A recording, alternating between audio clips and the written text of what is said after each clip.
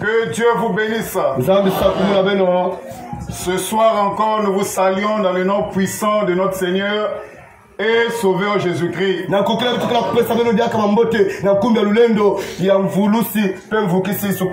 Parce qu'il est écrit ceci dans la Bible.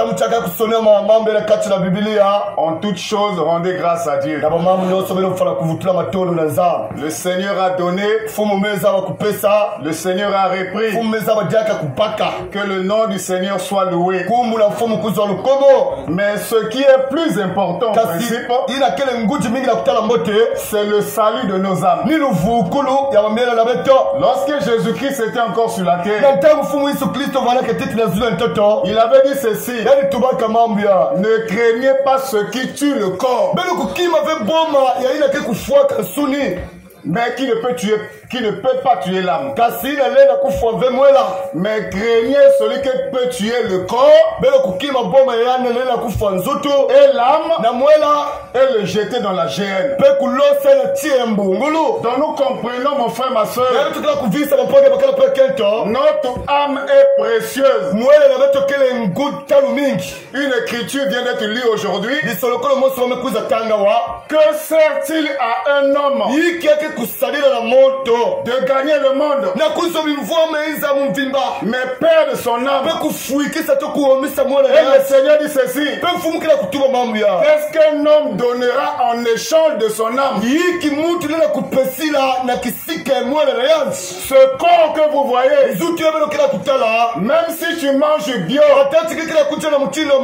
même si tu dois climatiser, si ce n'est pas la maladie qui te rattrape, c'est la mort qui va te rattraper. Donc ce qui est plus important, c'est le salut de ton âme. Écoute-moi bien, mon frère, ma soeur. Dans tout l'Ancien Testament, le salut était une promesse. Dieu avait promis le salut. Dieu avait promis de sauver l'homme. Parce que l'homme ne pouvait pas se sauver lui-même. Dieu lui-même devait intervenir pour le problème du salut. Alors Dieu avait donné des promesses dans l'Ancienne Alliance. Il est écrit par exemple dans le livre Ésaïe 63. C'est moi qui ai promis le salut. Et c'est moi qui ai le pouvoir de délivrer. Celui qui a promis le salut, c'est Dieu. Et celui qui a le pouvoir de délivrer, c'est Dieu. Dans Ésaïe 43, à partir du verset 11, le Seigneur dit ceci: je suis l'Éternel. Je suis l'Éternel. Et hors moi, il n'y a pas de sauveur. Mon frère, ma soeur, écoute-moi bien. Nous ne prêchons pas une religion. Parce que la religion ne sauve pas. Nous ne prêchons pas une église. Mais ce soir, nous te prêchons Jésus-Christ. Et nous te disons ceci: aujourd'hui c'est le jour de la grâce. Aujourd'hui le salut n'est plus une promesse. Mais aujourd'hui le salut est devenu une réalité. Dans tout l'Ancien Testament, le salut était une promesse. Mais aujourd'hui, de la Nouvelle Alliance, le salut est devenu une réalité. Regardez dans l'Ancienne Alliance, le Seigneur avait dit ceci. Dans le livre d'Ésaïe 45, à partir du verset 22, le Seigneur dit ceci: tournez-vous vers moi et vous serez sauvés. Mon frère, ma soeur, je dis ceci: tournez-vous vers moi et vous serez sauvés. Vous tous qui êtes aux extrémités de la terre. Car je suis Dieu. Et il n'y en a point d'autre. Dans la nouvelle alliance, mon frère, ma soeur, lorsque Jésus-Christ était né, c'était le salut. Dans Luc chapitre 2, à partir du verset 11, alors que le Seigneur venait de naître, il est écrit ceci, qu'il vous est né dans la vie de David, le Sauveur, qui est le Christ, qui est le Seigneur. Jésus-Christ est né Seigneur. Jésus-Christ est né Sauveur. Jésus-Christ est né Christ. C'est pour cela vous allez voir dans la Bible, il y avait une personne qu'on appelle Siméon. Il attendait la délivrance d'Israël. Et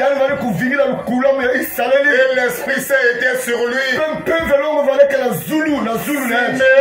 Siméon a été divinement averti qu'il ne mourrait point sans avoir vu le Christ du Seigneur, mais poussé par l'Esprit. Il va au temple alors qu'on consacrait le petit enfant.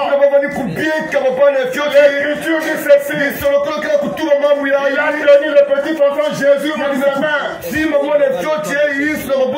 Et il a dit, Seigneur, tu laisses maintenant ton serviteur aller en paix. Car mes yeux ont vu ton salut. Le salut qui était une promesse. Le salut est devenu un homme. Jésus-Christ, c'est le salut. C'est dans une forme humaine. Comme je l'ai dit hier, le jour du salut a eu un commencement. Et le jour du salut aura une fin. Mon frère, ma soeur, aujourd'hui, c'est le jour, le tour de notre sœur Jacqueline qui nous a quittés. Et comme nous avons dit au début, nous ne sommes pas ici pour faire un culte des morts. Parce qu'il est écrit ceci dans la Bible. Dieu n'est pas le Dieu des morts. Dieu, c'est le Dieu des vivants. Mais nous prêchons ce soir pour que toi qui n'as pas encore accepté le Seigneur, toi qui n'as pas fait l'espérance du salut, puisse obtenir l'espérance du salut. Jésus-Christ avait dit ceci. Allez partout dans le monde et prêchez la bonne nouvelle à toute la création. Celui qui croira et qui sera baptisé sera sauvé. Écoute-moi de mon frère, ma soeur. Le jour du salut est là. Écoute-moi de mon frère, ma soeur. Si tu n'as jamais accepté le Seigneur Jésus, aujourd'hui c'est une occasion pour toi d'accepter le Seigneur Jésus-Christ, de donner ta vie à Jésus, de faire aussi l'espérance du salut. Mon frère, ma soeur, l'heure est vraiment grave. Et nous croyons que le retour de Jésus est vraiment proche. Mais avant le retour de Jésus-Christ, il faut que l'évangile soit prêché partout. Dans le livre de Matthieu chapitre 24, à partir du verset 14, il est écrit ceci: cette bonne nouvelle du royaume sera prêchée partout pour servir de témoignages. Ensuite viendra la fin. C'est-à-dire chaque personne, même s'il est dans les parcelles ici, doit écouter l'évangile. C'est sur la base de ce qu'il a écouté qu'il sera jugé. Il n'y aura pas de prétexte. Le jour du jugement dernier, il est écrit ceci dans la Bible. Il est réservé aux hommes de mourir une fois. Mais à quoi vient le jugement? Mais mes frères et sœurs, nous vous prêchons pas le jugement dernier, mais nous vous prêchons le salut. Parce qu'aujourd'hui c'est le jour du salut. Aujourd'hui c'est un jour de délivrance. Même si tu étais dans l'occultisme, même si tu étais dans la franc-maçonnerie, mon frère, ma soeur, écoute-moi bien. La franc-maçonnerie, c'est le chemin le plus sûr pour aller en enfer. Est-ce que vous avez compris? Une écriture vient d'être lue ici là. Que sert-il à un homme de gagner le monde, mais perdre son âme? Beaucoup ont perdu leurs âmes à cause de quelques billets d'argent. Mon frère, ma soeur, dans la Bible il est écrit ceci. Il y avait un monsieur. Ce monsieur était tellement riche. Alors il raisonnait en lui-même. Il avait tellement de richesses. Il ne savait même plus mettre où ses richesses. Il n'y avait plus de place où mettre ses richesses. Alors ce monsieur raisonnait en lui-même d'élargir sa parcelle, de construire là-bas, de mettre ses richesses à l'abri. Et il a même dit ceci: mon âme, tu as beaucoup de biens en réserve.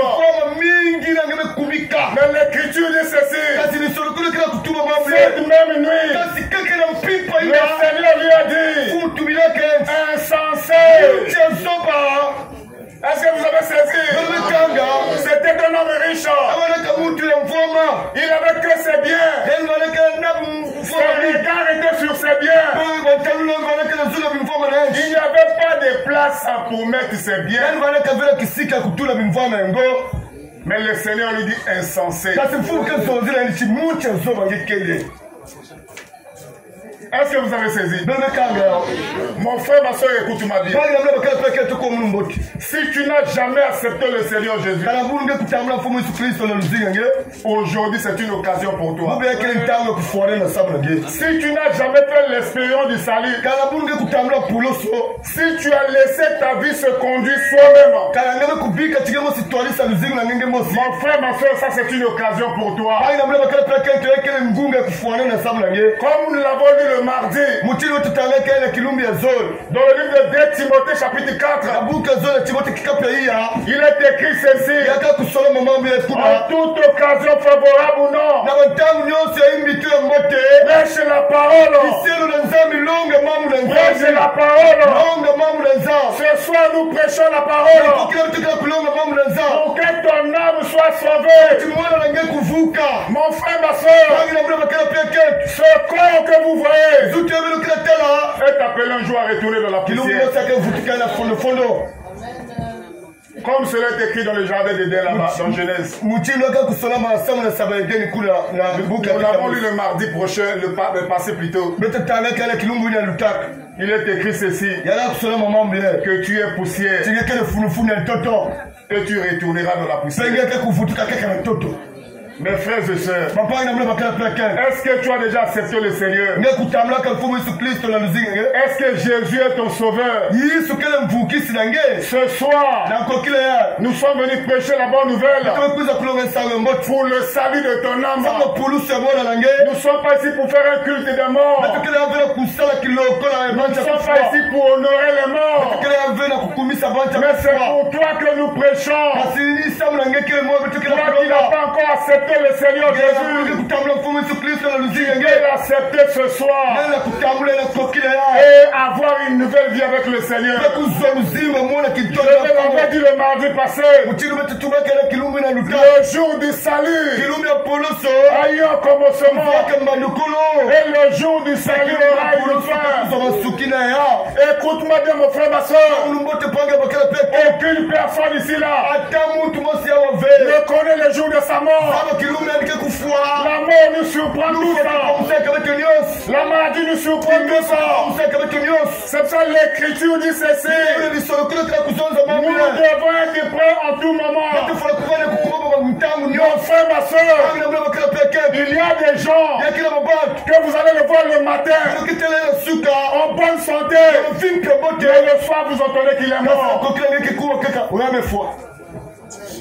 La Bible dit que l'homme n'est pas maître de son souffle. Car vie ne t'appartient pas. Il y a des gens qui disent ceci. Laissez-moi, je suis en train de faire ma vie. Écoute-moi bien ce soir. Ta vie ne t'appartient pas. Ta vie appartient à Dieu.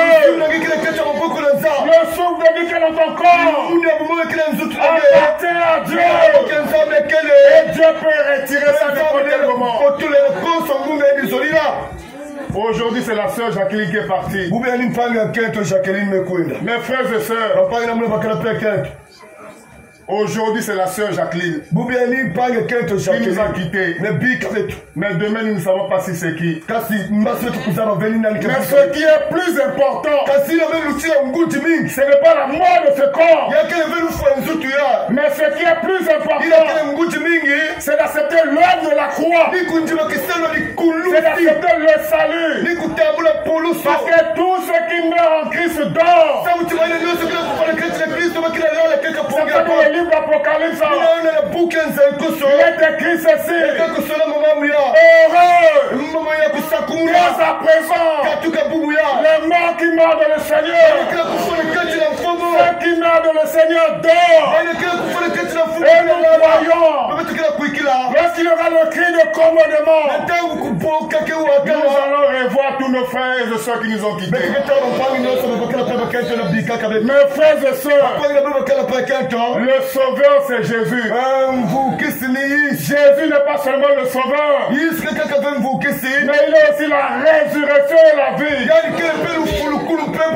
Est-ce que vous avez compris? Dans le livre d'Apocalypse, il s'est révélé à Jean. Il dit ne crains point. Je suis le premier et le dernier, le vivant.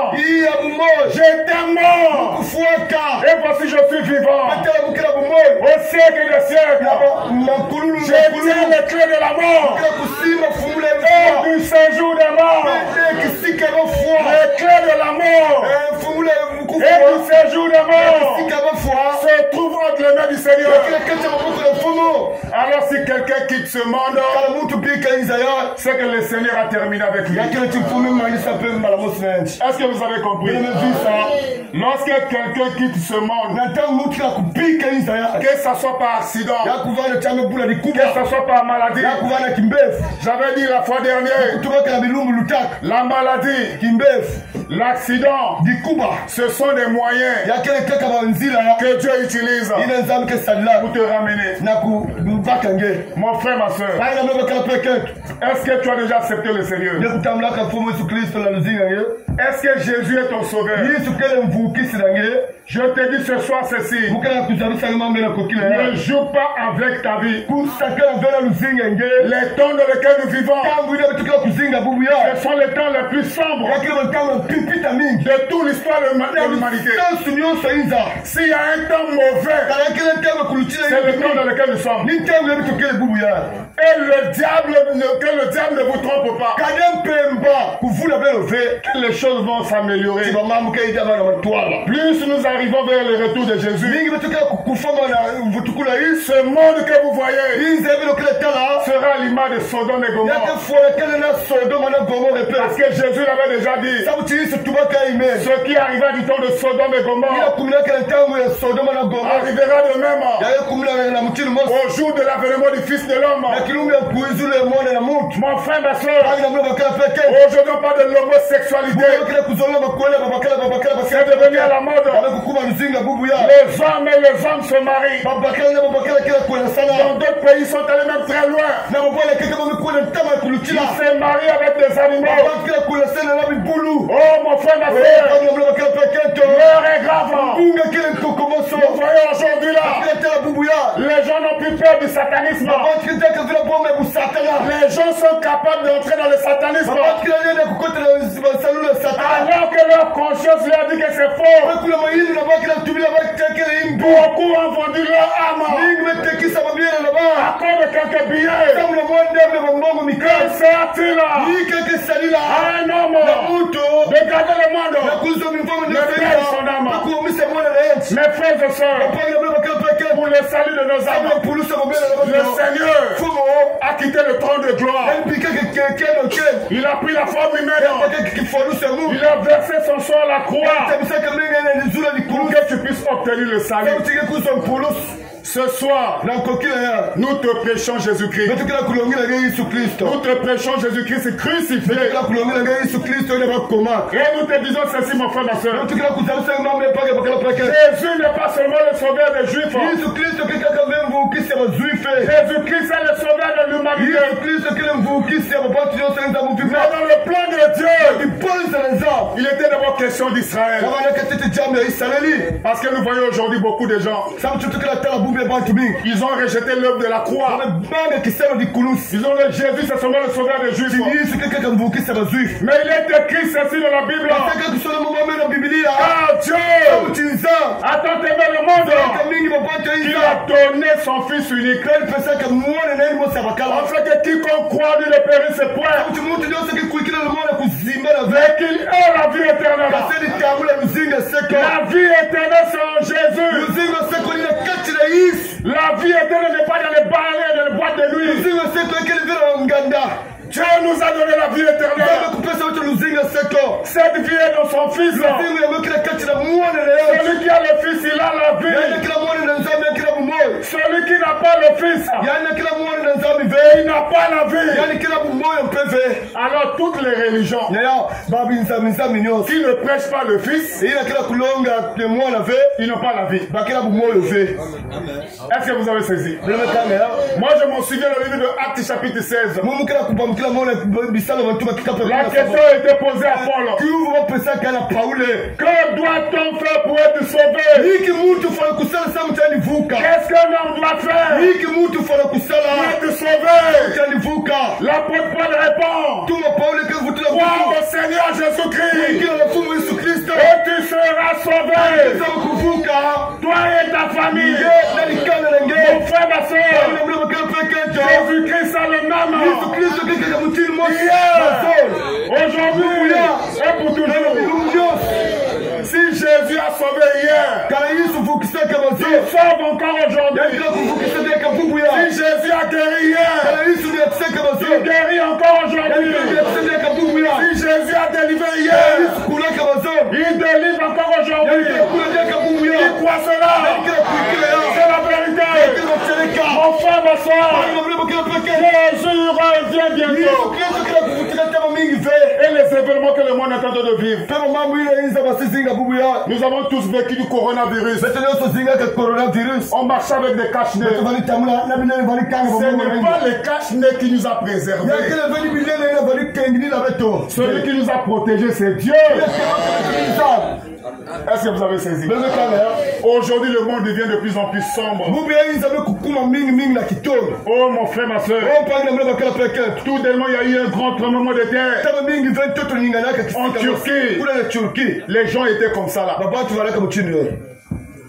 D'autres étaient en train de manger à table. Mes frères, il y a eu une tour. Plus de 17 étages. Qui s'est effondrée comme des papiers. A détruit la vie de ces gens. Mon frère, ma soeur, aucune personne ici ne connaît le jour de sa mort. Des gens qui mangeaient à table. Ils avaient des projets. Mais la mort les a surpris.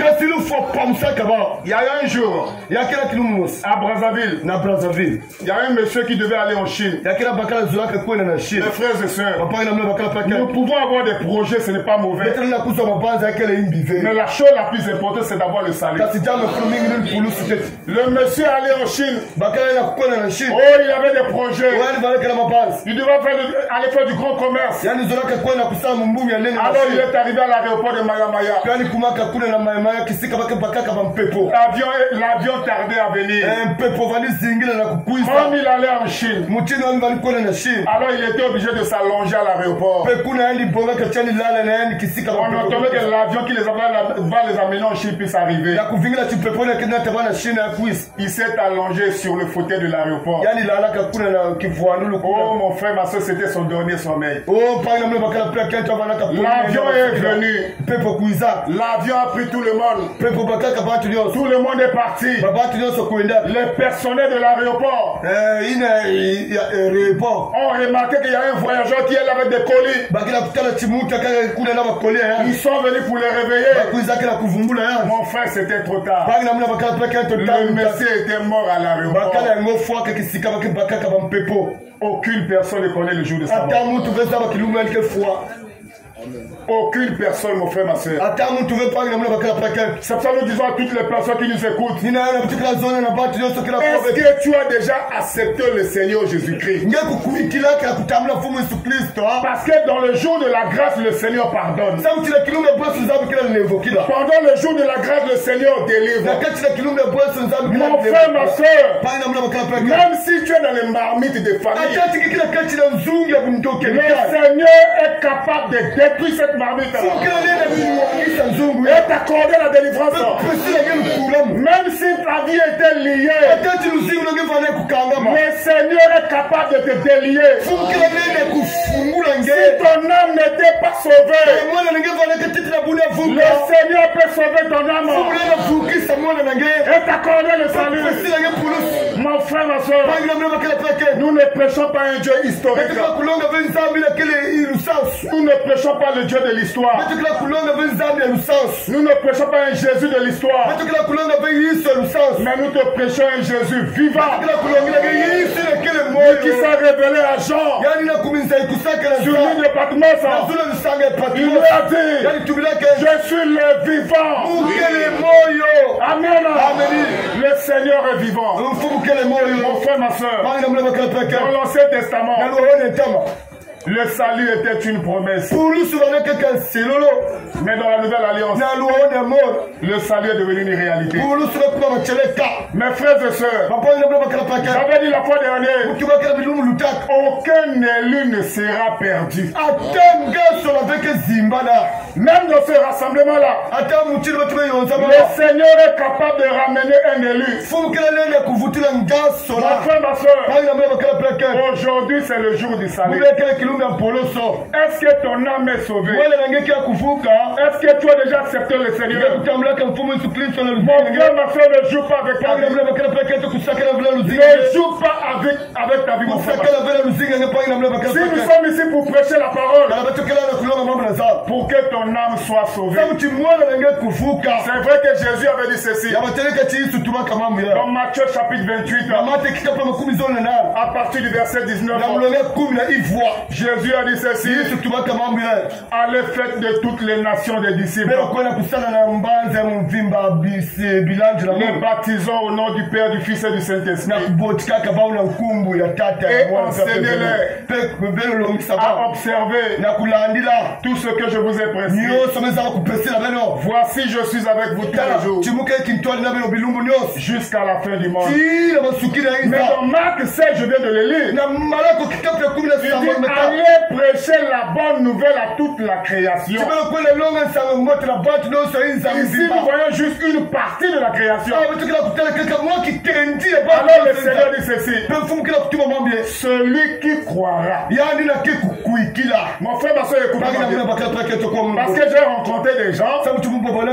Il dit que non, je mène une vie de pécheur. Je suis un grand pécheur. Je ne peux pas aller prier Dieu dans cet état. Oh, mon frère, ma soeur, je l'avais lu le mardi.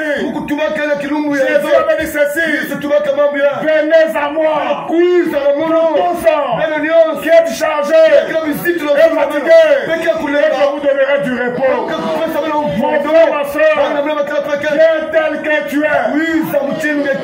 Même si tu es sorcier, viens tel que tu es. Le Seigneur est capable de te délivrer de la sorcellerie.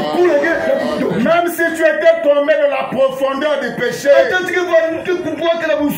le Seigneur est capable de te faire sortir de cette profondeur et t'accorder le salut. Même si tu étais dans la franc-maçonnerie, mon frère, ma soeur, le Seigneur est capable de te sauver et de t'accorder le salut. Même si tu es dans la tradition, le Seigneur est capable de te sauver et de t'accorder le salut. Qui croit cela? Parce que quoi? Parce que c'est le temps de la grâce. C'est pour ça que nous ne jugeons personne. Mon frère, ma soeur, ce qui est plus important, c'est le salut de ton âme. Par l'œuvre accomplie à Golgotha, nos âmes sont sauvées. Notre esprit est délivré. Ce que nous attendons, c'est la délivrance de ce corps.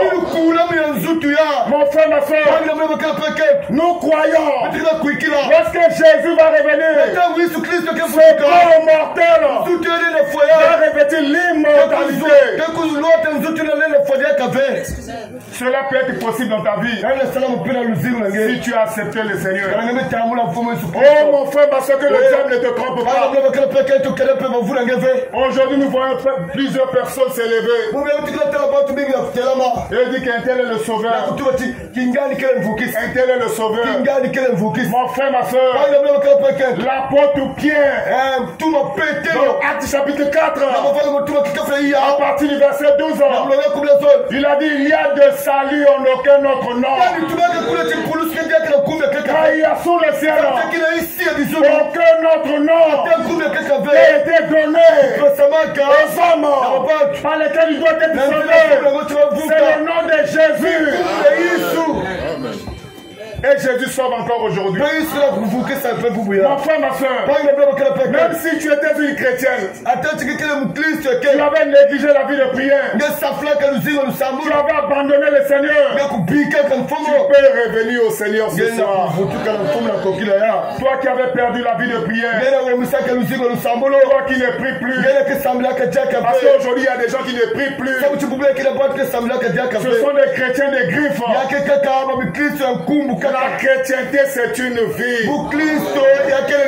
Mon frère, ma soeur, aujourd'hui c'est le jour du salut. Regarde ta vie aujourd'hui là. Là où les choses ne marchent pas. Je te dis ceci ce soir. Parce que nous allons prier. Même si tu avais des femmes de nuit et des maris de nuit, lorsque tu dors, tu te mouilles. Ce soir, cet esprit va te quitter au nom de Jésus. Pourquoi? Parce que c'est encore le son de la grâce. Jésus avait dit ceci. Je vous ai donné le pouvoir de marcher sur les serpents et sur les scorpions et sur toute la puissance de l'ennemi. Et rien ne pourra vous nuire. Mon frère, ma soeur, Jésus-Christ est vivant.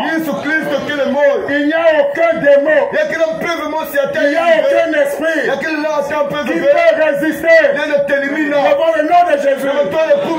Il est écrit ceci: à la croix, le Seigneur a dépouillé les dominations, les autorités. Il les a livrées publiquement en triomphant de par la croix. Satan avec ses démons ont été menus à Golgotha. Aujourd'hui, mon frère, ma soeur, ne craignez pas la mort de ce corps. La mort dont vous devez craindre, c'est la mort de l'âme. Ce corps que vous voyez, même si vous l'embellissez, c'est la vieillesse qui va le rattraper. Amen. Amen. Je vous dis la vérité. Aujourd'hui, lorsque vous voyez sur les réseaux sociaux, le diable, par une mauvaise inspiration, il a fait des produits pour grossir les seins, pour grossir les fesses, pour arrêter le vieillissement. Ce que Dieu dit demeure la vérité. Toute chair est comme de l'herbe. Là on parle de l'homme. Dieu nous compare à l'herbe. De la même manière que l'herbe sèche, c'est ça la vieillesse. Mon frère, ma soeur, même si tu mets des produits pour rajeunir, la vieillesse va te rattraper. Le seul moyen de demeurer jeune, c'est de croire au Seigneur Jésus. Même si tu meurs aujourd'hui, Jésus pouvait dire ceci: celui qui croit en moi et qui croit celui qui m'a envoyé, il a la vie éternelle. Il ne vient pas un jugement, mais il est passé de la mort à la vie. Les croyants, lorsqu'ils meurent, ils dorment.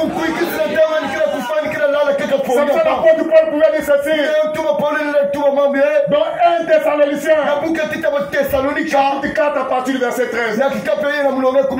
Oh, ne vous affligez pas pour ceux qui sont décédés. Ne vous affligez pas. C'est vrai que c'est en tant qu'homme, on peut toujours avoir du souci pour une personne avec qui nous étions. Mais lorsque nous regardons aux Écritures, nous savons que lorsqu'un frère ou une soeur nous a quittés, elle dort. Amen. Mes frères et sœurs, est-ce que tu as déjà accepté le Seigneur? Parce que nous allons prier avec vous. Nous allons prier ce soir. Est-ce que tu as déjà accepté le Seigneur? Ou tu es juste un religieux ou une religieuse? Est-ce que Jésus est ton sauveur? Mon frère, ma soeur, lorsque tu acceptes le Seigneur Jésus-Christ, quelque chose doit se passer dans ta vie. Aucune personne ne peut rencontrer le Seigneur sans que quelque chose se passe dans sa vie. Lorsque la femme samaritaine a rencontré le Seigneur, elle a jeté sa cruche. Elle a dit: venez voir un homme qui m'a dit tout ce que j'ai fait. Mon frère, ma soeur, lorsque Zachée a rencontré le Seigneur, il est descendu du sycomore. Oh mon frère, ma soeur, lorsque tu rencontres le Seigneur, il faut que quelque chose se produise en toi. Il est écrit ceci dans la Bible, dans le livre de 1 Timothée. Maintenant d'abord 1 Corinthiens chapitre 5. Si quelqu'un est en Christ, il devient une nouvelle création. Les choses anciennes sont passées. Voici, toutes choses sont devenues nouvelles. Tout ce qui est nouvelle vient de Dieu. Ça ne vient pas de toi. N'ajoute pas les choses nouvelles dans ta vie. C'est Dieu, l'auteur du salut, qui doit ajouter les choses nouvelles dans ta vie. Oh frère, ma soeur, les temps sont mauvais et Jésus revient bientôt. Regardez aujourd'hui les gouvernements de ce monde. Oh mon frère, ma soeur, tous les gouvernements que vous voyez coopèrent aujourd'hui avec Satan. L'heure est grave. Il y a des sociétés. Lorsque tu vas demander du travail, il faut que le chef couche avec toi. Oh mon frère, ma soeur, dans quel temps vivons-nous? Nous sommes dans un temps mauvais. Et notre abri, notre sécurité, c'est en Jésus-Christ. Mon frère, ma soeur, le fétiche ne protège pas. Les féticheurs sont des menteurs. Les marabouts ne protègent pas. Il n'y a que Dieu seul qui protège. Il est écrit ceci: l'ange de l'Éternel campe tout autour de ceux qui les craignent et les arrache du danger.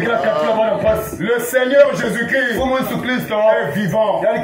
Ce soir, nous te disons ceci: le Yahweh de l'Ancien Testament, c'est Jésus dans le Nouveau Testament. Le Sauveur de l'Ancien Testament, c'est le même Sauveur dans le Nouveau Testament. Le Jésus dans l'Ancien Testament, c'est le même Jésus dans le Nouveau Testament. Jésus-Christ n'est pas un petit Dieu, mais Jésus-Christ est le Dieu véritable, manifesté en chair. Ce soir, que Dieu vous bénisse, que vos vies soient bénies, que Dieu vous donne une vie de prière, une vie de lecture, une vie de consécration, et que la grâce de Dieu vous accompagne. Ce soir, que tout esprit qui ne confesse pas le nom du Seigneur, tout esprit de la masturbation, que tu libères ta vie au nom de Jésus. Ce soir, que tout esprit de la coutume libère ta vie au nom de Jésus.